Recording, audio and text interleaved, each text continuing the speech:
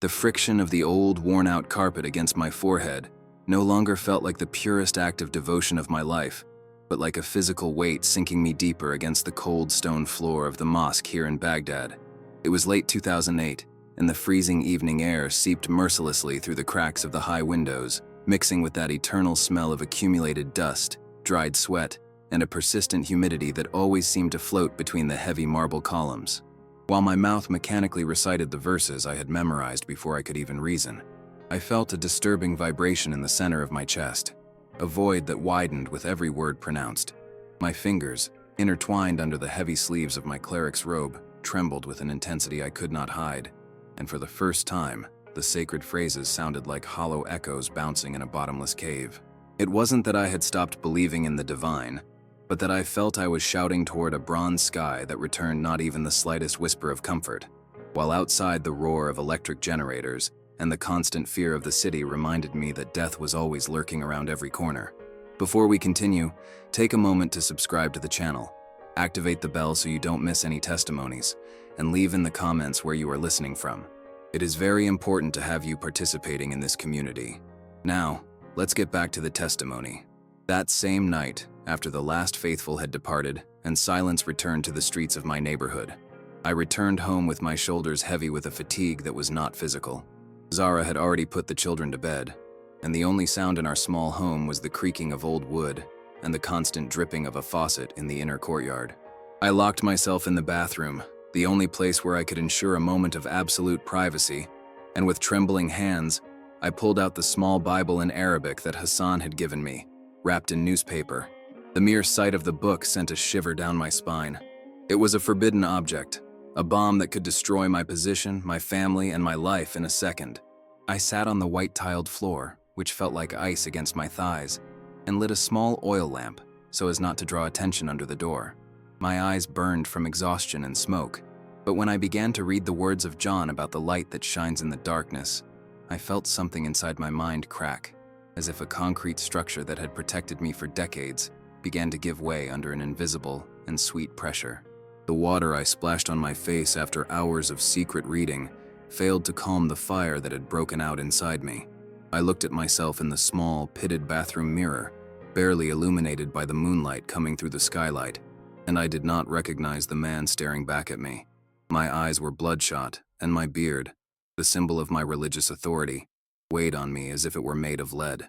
I went out into the courtyard and stood there, shivering in the cold Baghdad winter, looking at the stars and feeling that the entire universe had become too large for the rules I myself taught every Friday from the pulpit. My bare feet ached on the concrete, but that pain was the only thing keeping me anchored to reality, while my heart cried out for an answer that wasn't a punishment or an obligation. I wondered how it could be that a man like Yusuf, my Christian neighbor, had that peace after losing his son, while I, who supposedly had everything to please God, felt like a spiritual beggar dying of hunger in the middle of a banquet of ancient words. The silence of the night was absolute, dense, and charged with an expectation that made the hair on my arms stand up. Finally, exhaustion overcame my anxiety, and I collapsed onto my mat. But the sleep that reached me was not the usual rest of a tired man, but an abrupt transition towards something that defied any logic I knew. It was not a gradual fading, but a violent leap into a state of consciousness where the air no longer smelled of Baghdad or gunpowder, but of something clean, vast, and overwhelmingly warm. I found myself standing in a space that had no walls or roof, only a white light that did not blind but seemed to enter my lungs with every breath, washing away the fear I had accumulated since childhood. My knees buckled, and the floor, if it could be called that, felt as if it were made of a solid piece, a vibrating frequency that pierced through my bones. At that moment, I knew I was no longer alone in the darkness of my room, and a wonder so deep it hurt ran through my body, making me gasp as my senses tried to process a presence that felt more real than the touch of my own skin or the rapid beating of my heart. In the center of that immaculate light, which did not come from a lamp or the sun but seemed to emanate from the atmosphere itself, appeared the figure of a man dressed in a white so intense it made silk look gray. He did not float, but his presence had a solidity that made everything I knew in Baghdad, the brick walls, the asphalt of the streets, the rugs of the mosque, seem like smoke and illusion. What shocked me most was not the glow, but his gaze. They were eyes that pierced through me, not like a judge looking for sins to punish, but like someone who knows every scar of my soul, and yet loved me with a gentle and absolute fury. I, a cleric trained to fear the majesty of God, felt something I had never been taught, an acceptance that required no rituals, no ablutions, no perfect recitations. My hands, which had so often risen in mechanical prayers, now hung at my sides, useless, while I simply absorbed that radiation of peace that seemed to melt the ice of decades of religious duty and constant fear. He took a step toward me, and in that simple movement, the peace I felt transformed into a weight of glory that made me fall to my knees, not out of obligation, but out of an irresistible impulse of my entire being. It was then that I saw his hands, extended toward me with palms facing up, and a shock ran through my body like an electric discharge as I noticed the circular marks on his wrists, deep scars that spoke of an old pain and an even greater victory. Before I could formulate a thought or a question, he spoke, and his voice did not sound in my ears, but resonated inside every cell of my body, clear as crystal and firm as the foundation of the earth. He said exactly the words I had secretly read in the bathroom of my house, the words that were forbidden from being true in my religion. I am the way, the truth, and the life. At that moment, time stood still. The air around me became dense with meaning, and the truth of those words hit me like thunder, tearing down every intellectual barrier I had built with years of study and dedication to Islam. I woke up with a violent jolt, my chest rising and falling in short, desperate breaths, while cold sweat trickled down my temples and lost itself in my beard. The room was plunged in the gray twilight that precedes dawn, and the distant sound of the first call to prayer began to echo through the minarets of Baghdad. But to me, that sound now seemed to come from another planet, from a life that no longer belonged to me. I was trembling so much my teeth chattered, and tears began to roll uncontrollably, wetting the pillow as I squeezed my eyes shut, trying to return to that light, to that gaze, to that voice that had just destroyed my world. The realization of what that meant hit me with the force of an explosion. I was an imam, a respected cleric, a guide for hundreds of families, and I had just had a supernatural encounter with Jesus, the one I had been taught to respect only as a minor prophet. The terror of being discovered struggled against a strange and dangerous joy that began to bubble from the bottom of my soul, a certainty that I knew would cost me everything I loved, but that I could no longer ignore or erase from memory. The following morning was an exercise in psychological torture and hypocrisy, as I walked toward the mosque under a cloudy sky that perfectly reflected the chaos inside me. Every step I took on the cracked asphalt of Baghdad seemed to distance me further from the person I used to be, and when I entered the mosque courtyard and saw the faithful preparing for prayer, I felt a physical nausea rise in my throat. I had to lead the prayer, to stand in front of men who trusted me to guide them to heaven, while my heart screamed the name of Jesus with every prostration I mechanically performed. The weight of my turban seemed to have doubled, and every verse of the Quran that came out of my mouth felt bitter, as if I were betraying the light I had seen only hours before in that overwhelming vision. I looked at the tired, devoted faces of the men in the front row, and felt a heartbreaking compassion mixed with a paralyzing fear. I knew that if they knew what was happening in my mind, that respect would turn into deadly hatred in the blink of an eye. And I began to realize that the double life I was starting was a sentence of total isolation. The hypocrisy was like an acid corroding my insides with every passing minute in that mosque. Surrounded by men who kissed my hand as a sign of respect, I walked through the stone corridors, feeling the weight of my turban as if it were an inverted crown of thorns, symbolizing an authority I no longer wanted to sustain upon a lie. I decided to visit Yusef, my Christian neighbor, under the pretext of fixing an old radio. But the truth was that I desperately needed to breathe the same air he did. The smell of solder and electronic dust in his small workshop was more sacred to me than the expensive sandalwood perfume of the mosque. There was a peace there that did not depend on shouting or demonstrations of force. While he worked, I observed his steady hands, marked by time, and I felt a gut-wrenching envy of his inner freedom. I was the religious leader of that community, the man everyone turned to for divine answers. But there, sitting on that peeling wooden stool, I felt like a spiritual beggar, hungry for a crumb of that serenity he carried even after burying his own son murdered by men who prayed like me. 3 days later, while I was walking through the central market of Baghdad, trying to lose myself in the noisy crowd to calm my thoughts, something extraordinary happened. The market was saturated with the smell of fresh bread mixed with the exhaust fumes of old trucks, and the pungent aroma of spices displayed in large jute sacks. I was distracted, evaluating tomatoes at a stall, when I felt a light touch on my shoulder and a low voice, yet charged with a quiet authority, pronounced my name. I turned and found a man with intense, deep eyes, dressed simply, who looked at me with an understanding that chilled my blood. He introduced himself as Dodd. Without me having said a single word about my visions or the Bible hidden in my bathroom, he whispered that the Spirit had sent him to find me, for he knew I was seeking the truth in secret. The initial panic of being discovered was suddenly replaced by a shiver of supernatural recognition. How could that stranger know of my private agony, of my dreams with the man in white, and of my fear of being an apostate in the eyes of my people? He gave me an address and a time, disappearing into the human mass before I could even process the impact of that encounter that would change the course of my existence. The next 4 days were the longest of my life, a desert of uncertainty where every hour seemed like a year of ordeal and suffocating silence. I took my children to school, kissed Zara's forehead, and led the ritual prayers. But I felt my soul had already departed for another place, leaving only a bureaucratic corpse to fulfill the duties of an imam.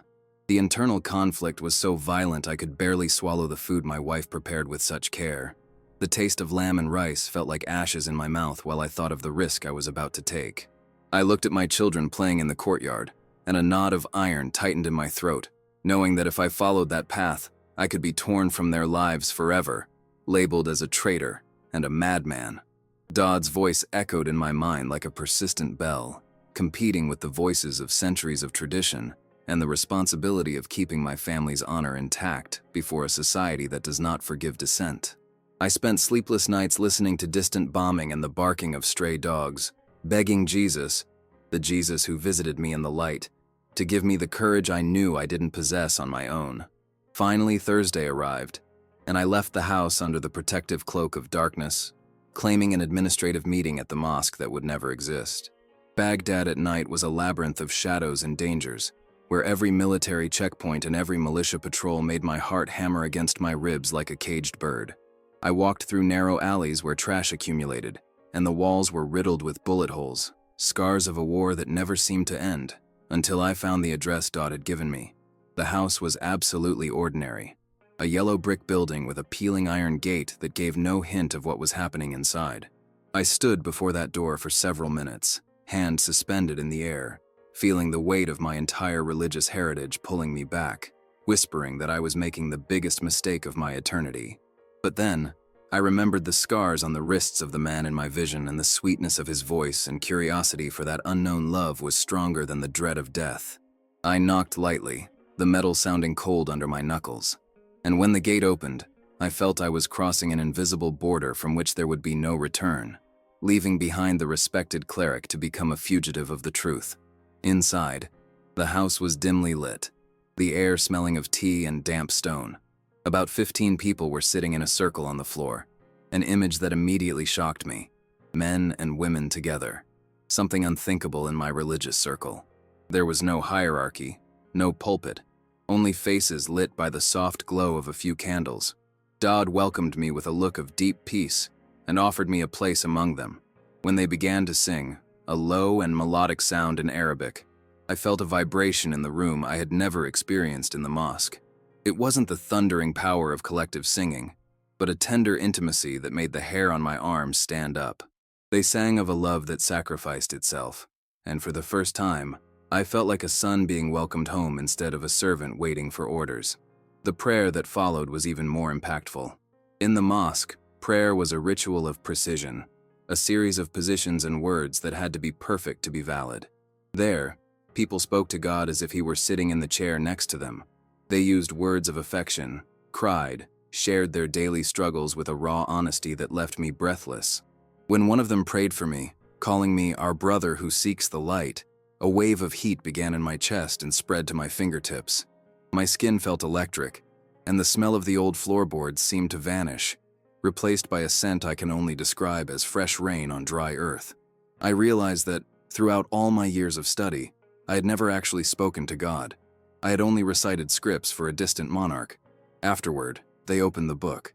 A man with a scarred face began to read the letters of Paul, speaking of a grace that cannot be earned, a gift that is simply received. My theological mind, trained for decades on the scale of good and bad deeds, began to spin. Every word felt like a hammer blow to the walls of my religious pride. I had spent my life trying to climb a ladder that had no top, always anxious, always wondering if I had done enough to avoid the fire. But hearing that Jesus had already paid the price, a weight I didn't even know I carried began to lift from my shoulders. The room seemed to expand, the shadows on the walls dancing with a joy that felt contagious, and for a moment, I forgot the danger waiting for me outside. After the reading, some shared their stories.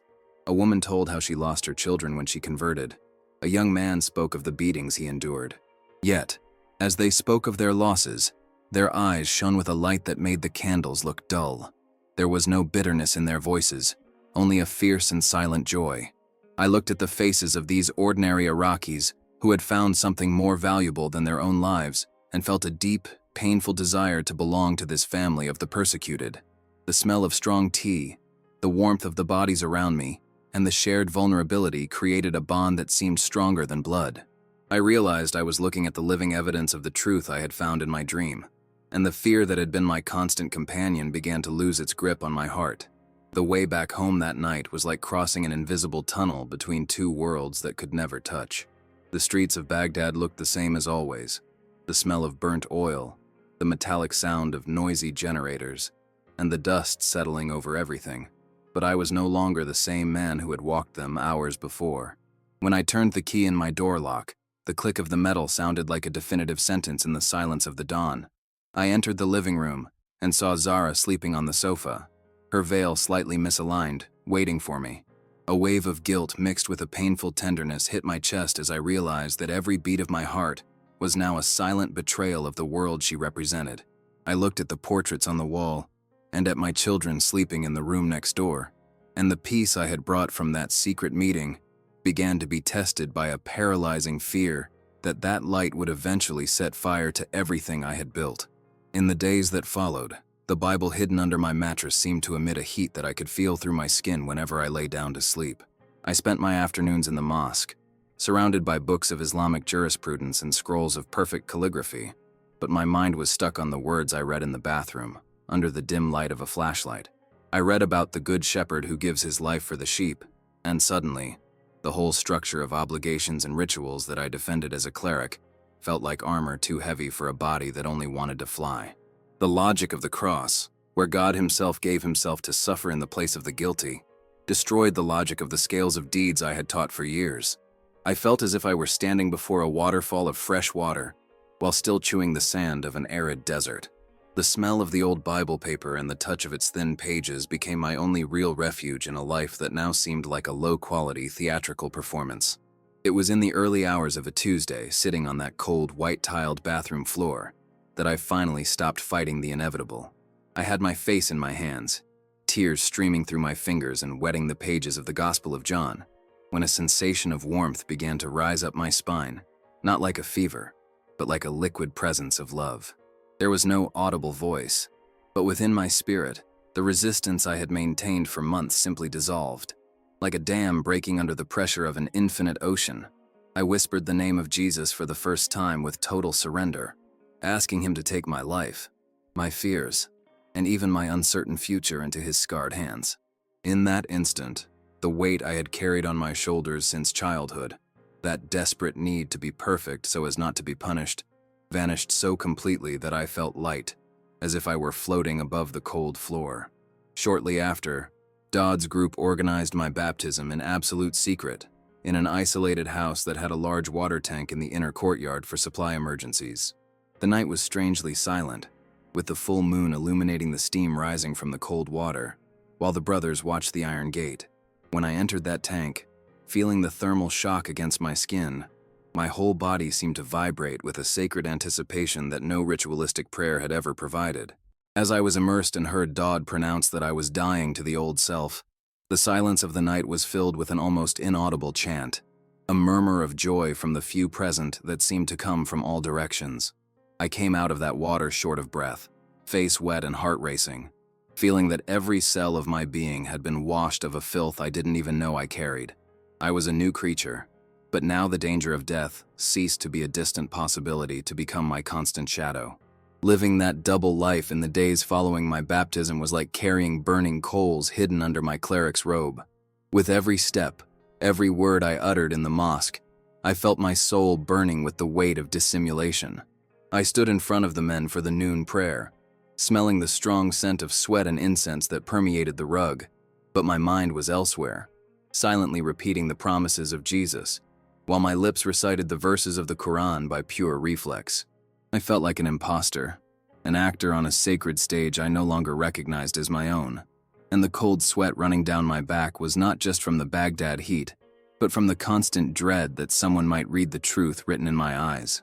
Every time a believer sought me for spiritual advice, I had to bite my tongue not to scream that the peace they sought was not in the rules I represented, but in the grace I had just discovered. The stress was so palpable that I felt my muscles permanently contracted, and the taste of food at home became increasingly metallic, as if guilt were altering the functioning of my senses. Disaster struck on a Tuesday afternoon, in a way so mundane that it left me paralyzed by my own stupid negligence. I had spent the previous night reading the Gospel of John until dawn, and, overcome by a fatigue that clouded my judgment, I ended up leaving the small Bible among the toolboxes in the service closet, instead of hiding it under the mattress. When I arrived from the mosque, the silence of the house was different. It wasn't the calm silence of a nap, but a heavy stillness, charged with a foreboding that made the hair on the back of my neck stand up instantly. Zara was sitting on the living room floor, her eyes red and swollen, and the forbidden book was open on the low table, looking like an alien artifact under the yellowish afternoon light coming through the window. The air seemed to have fled the room, and the smell of the onion sauté she had started to prepare, mixed with an electric tension that made breathing a Herculean effort. She looked at me with an expression that oscillated between terror and deep betrayal, her hands pressed against her chest as if trying to keep her heart from escaping. The confrontation had nothing heroic or poetic about it. It was a slow and painful collapse of everything we were. Zara asked me, her voice failing and heavy with an anguish that cut me like a razor, if I was using that book only to study the enemy, begging with her eyes for me to lie to her and restore the security of our world. But at that moment, lying felt like a physical impossibility, a weight I could no longer lift, and the truth simply overflowed from my mouth before I could contain it. I told her about the dreams, about the man in white, about the peace Yusuf had and I didn't, and finally about the baptism. With every word of mine, she physically recoiled, as if I were dealing real blows against her body.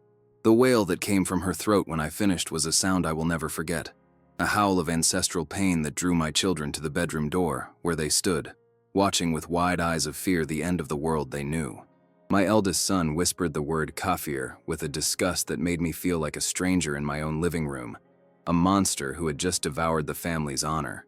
In less than an hour, the house that had been the center of my universe was empty, and the silence that followed was the loudest sound I've ever heard in my life. Zahra gathered a few changes of clothes and our 3 children, refusing to let me touch any of them as if my skin were infected by a deadly plague. She fled to her parents' house, leaving behind the smell of her jasmine perfume and the unfinished meal on the stove.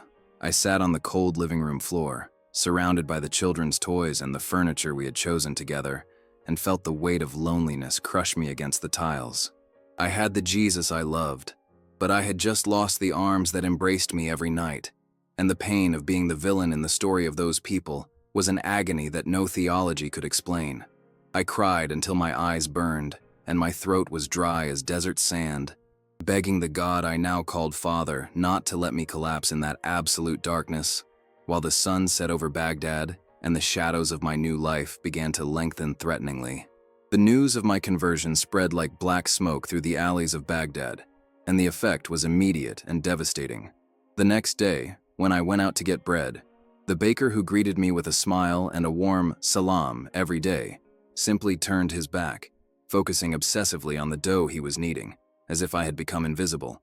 The women who used to lower their gaze as a sign of respect when passing a cleric now whispered and pointed with fingers heavy with judgment, while the men on the corners interrupted their conversations to follow me with looks of pure hatred. The air of the neighborhood seemed to have changed density. It was no longer the place where I grew up. but a hostile territory where every closed window seemed to hide an observer ready to denounce me. I was a ghost walking among the living, a man who had been erased from the effective memory of his own people in less than 24 hours, leaving only the smell of dust and the isolation that was beginning to suffocate me. The official summons came through a messenger who barely looked me in the eye, delivering the message with his fingertips as if he feared contamination. I was taken to the small office in the back of the mosque, where 5 veteran clerics awaited me, sitting in leather armchairs that smelled of old tobacco and moldy paper. Their leader, Sheikh Abdul Rahman, had eyes glistening with a disappointment that hurt me more than a physical blow. He asked me, his voice trembling with indignation, if I had lost my mind or if I was under the effect of some Christian spell.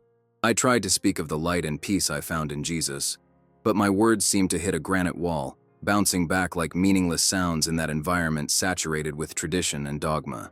The verdict was dry and final. I was stripped of all my functions.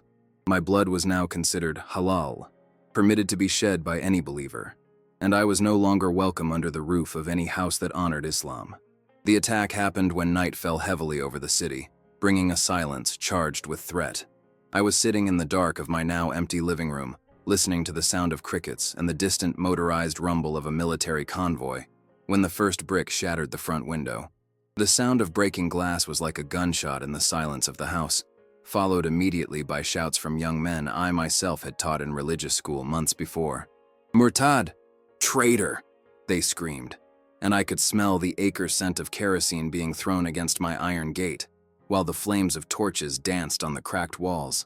I huddled in the darkest corner of the hallway, my heart beating so hard I could feel the arteries in my neck jump. And there, hugging my Bible, I understood with brutal clarity that my time in that home was over. The dust from the fallen plaster of the ceiling entered my nose and I began to cough silently, fearing that any noise might attract their fury into the room where I once used to play with my children. I went out through the back, jumping over the low wall that led to a filthy alley where sewage ran in the open, and the smell of rot was almost unbearable. The air was cold and carried the odor of burning tires from some nearby conflict, but I barely felt the weather, focused only on not being noticed by the militia patrols that were now hunting the apostate cleric as if he were a dangerous animal. I walked miles through the Baghdad of shadows, avoiding streetlights and main intersections, feeling the weight of my backpack as if I were carrying the corpse of my past on my back. I finally found the house of Miriam, the Christian widow Dodd had pointed out to me, and when she opened the door with a look of pure compassion, I collapsed into her arms like a lost child who finally finds a safe harbor. The smell of chamomile tea in her kitchen and the dim light of a single oil lamp were my first real refuge, the place where persecution stopped being a concept and became the new skin I would wear for the rest of my days. The small room in Miriam's house was little more than a closet with a high barred window, where the air always seemed still and heavy with the smell of cheap soap and the mold of damp walls. I spent days there, sitting on a thin mattress that creaked with every movement, feeling time slip like heavy sand through my fingers. The only sound that broke the silence was the constant murmur of Miriam praying in the kitchen, or the clinking of spoons as she prepared the little we had to eat. I would close my eyes and try to recover the laughter of my children, but the sound seemed to be fading from my memory, replaced by the echo of that desperate wail from Zara on the day she left. The pain of not being able to touch them or know if they had eaten dinner was a physical sting, a tear in my chest that wouldn't heal, making me wonder if I had the strength to bear the cost of following that man in white who had called me in dreams. The light that came through the crack of the door was my only connection to a world that was now hunting me as if I were a disease that needed to be eradicated. During the nights, Dodd and other brothers would come to visit me, slipping stealthily through the shadows of the alley, so as not to draw the attention of vigilant neighbors. They brought news that made my heart race. It wasn't just me. Thousands of Muslims across Iran, Saudi Arabia, and Iraq were having the same dreams, seeing the same man in white, and abandoning everything to follow him. They spoke of a silent revolution, a Jesus revolution that was closing mosques and opening underground churches in living rooms and damp basements like that one. Miriam would sit with us and, with her tired and sweet voice, tell how Christ's forgiveness was the only thing that kept her alive after they killed her husband in front of her, just for being a deacon. Hearing those stories was like drinking fresh water in the middle of a desert of despair. I realized I wasn't an isolated madman. but part of an invisible army of people who had found a treasure so great that suffering seemed small in comparison. The smell of strong tea and the smoke of candles created a catacomb-like atmosphere, where eternity seemed much more real than the bombs that still occasionally exploded in the distance. My father's visit happened at the end of my second week in hiding, and it was the most gut-wrenching moment of my entire transition to the new faith. He appeared at Miriam's door like an aged shadow, the face I respected so much now furrowed by a shame that made him look 10 years older. There was no hug, only a gaze that was cold and heavy with a sorrow that seemed to occupy all the space in the small room. He begged me to recant, to say that I had been possessed by a jinn, or that the stress of war had broken my mind, offering me the chance to return to Zara and the children, if I would only make a public declaration at the mosque.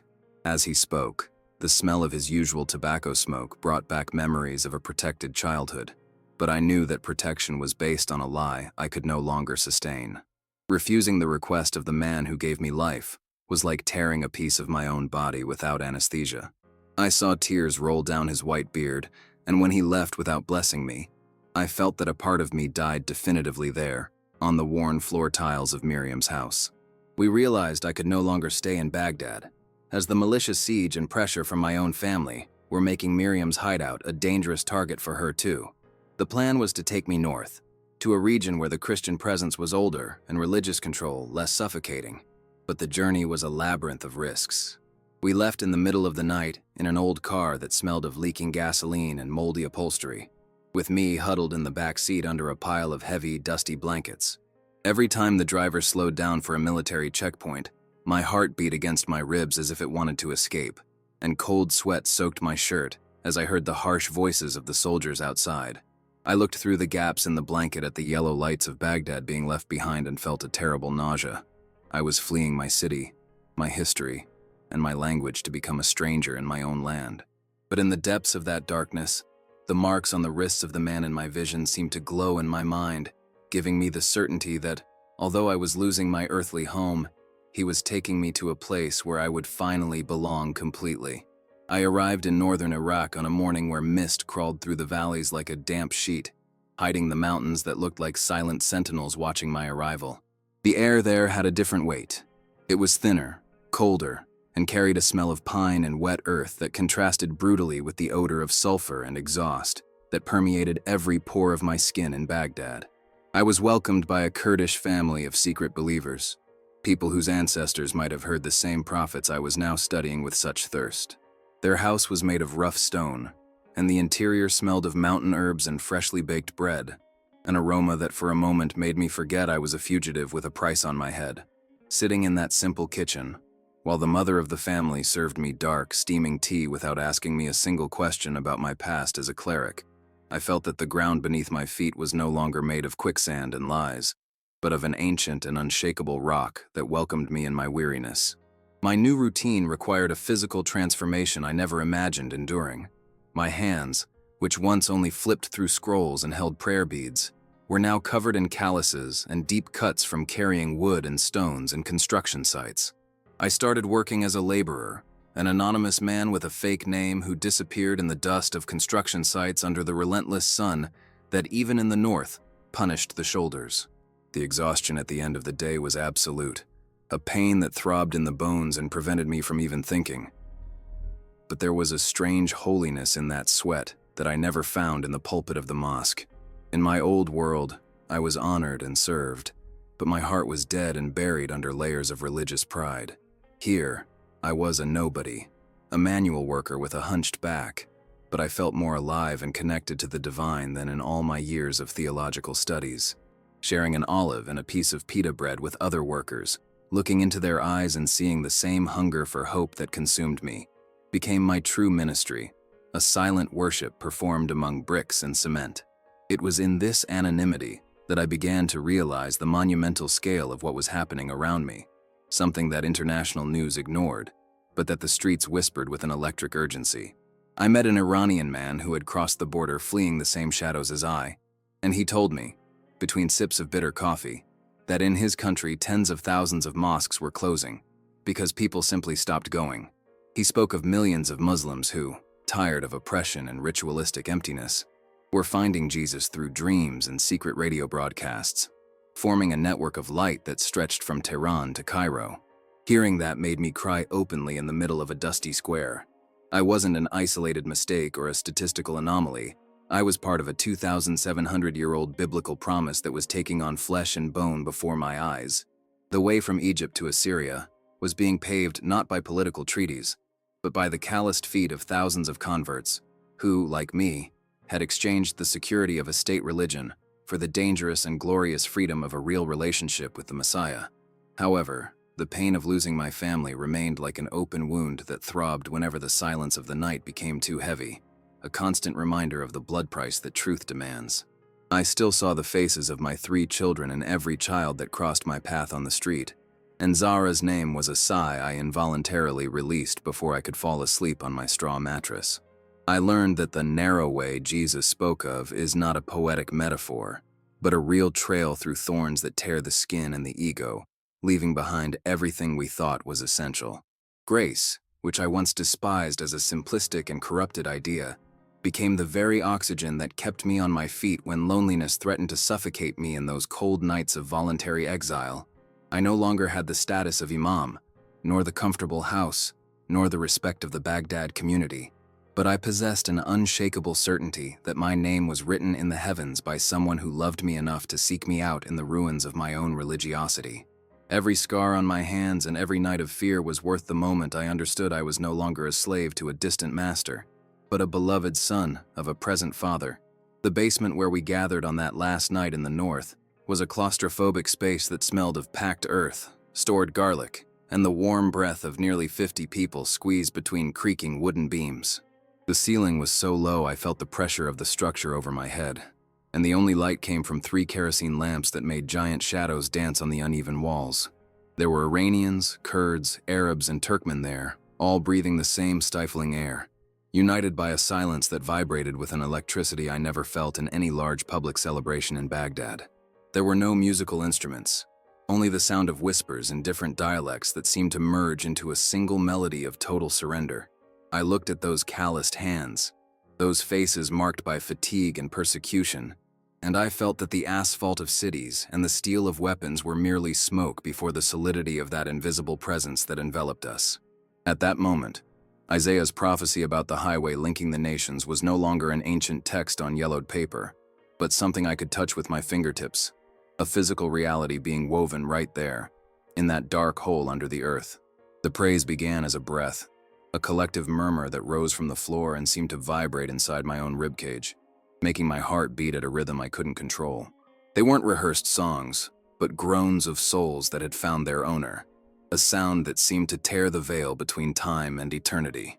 I closed my eyes, and suddenly, the smell of mold and sweat disappeared, replaced by a fragrance of wildflowers and fresh rain that flooded my senses in a way that was impossible for that closed environment.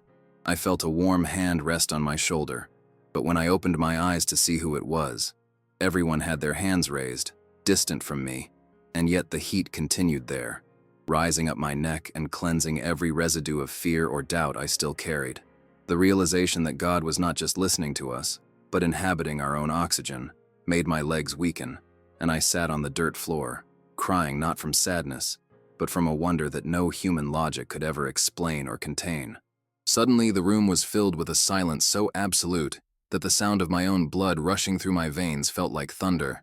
The glow of the kerosene lamps increased in intensity without anyone touching them, transforming the basement into a chamber of white, liquid light that seemed to pierce through the stone walls and wooden beams. I lost track of where my body ended and where that light began. It was as if every cell of my being were being recalibrated by an infinite and loving intelligence. I saw the faces of my brothers and sisters bathed in this supernatural clarity, and all had the same expression of shock and ecstasy, as if we were seeing something we were not made to endure while still trapped in the flesh. The air became dense, almost solid, and a peace that seemed to come from before the creation of the world descended upon us, silencing every thought, every war trauma, and every painful longing for the lost family, leaving only the pure essence of what it means to be alive before the Creator. It was a moment of total suspension, where gravity seemed to have lost its power, and time simply ceased to exist. And then, as abruptly as it began, the phenomenon ceased. The light of the kerosene lamps returned to its dull and flickering glow. The smell of earth and garlic returned with suffocating force, and the sound of crickets outside became audible again through the cracks in the ceiling. We all stood there, motionless in the darkness, looking at each other with wide eyes, trying to understand what had just happened. There was no logical explanation. There was no earthquake, no power failure, nor any external event that justified that invasion of the extraordinary into our damp basement. The event simply stopped, leaving us with a permanent mark on the soul, an inability to ever see the world the same way again. To this day, years later, I cannot describe in words what that light was or why it visited us in that way, but I feel the warmth of that hand on my shoulder whenever I close my eyes to pray. The experience vanished into time, but the mark it left on me is like a scar of fire that never cools, reminding me that no matter where I go or what I lose, I will never again be truly alone in the dark. Stories like this show us that truth knows no borders and that light can emerge in the most unlikely places. Have you ever felt a calling or had an experience that completely changed the course of your life, even if it seemed impossible? Share your experience or your opinion on this account here in the comments. Your interaction is powerful and can inspire others who are searching for answers. To not miss any transformative content like this, subscribe to the channel and turn on notifications. And to continue this journey of faith and discovery, click now on the next recommended video appearing on your screen. Thank you very much for following, and may God bless you.